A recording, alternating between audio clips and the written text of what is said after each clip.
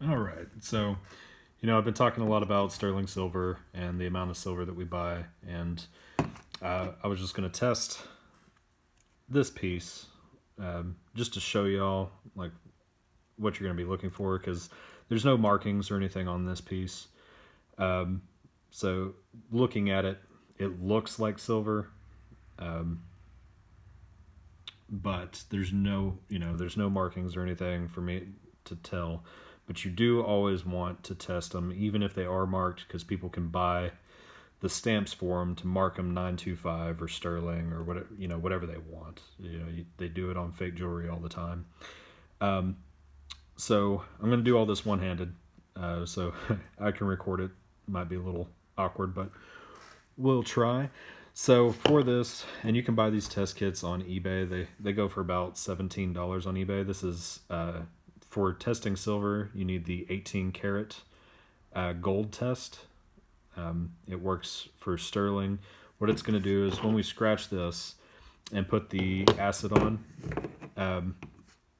it will turn a vibrant blue color. So let me get a little scratch on here.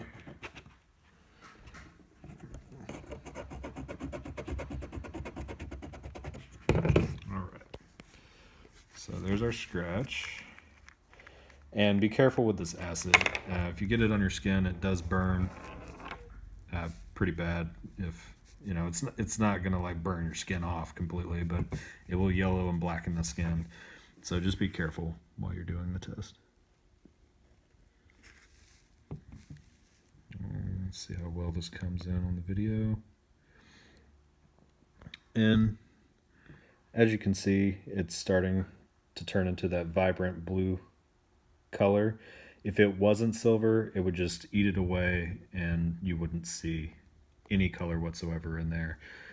If it is gold and you put it on, it will stay gold the entire time while the acid is on, as long as you're using the equivalent tester for it.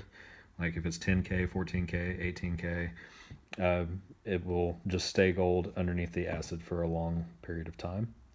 But yeah, I thought this would be informative and help y'all with when it comes to silver and gold tests.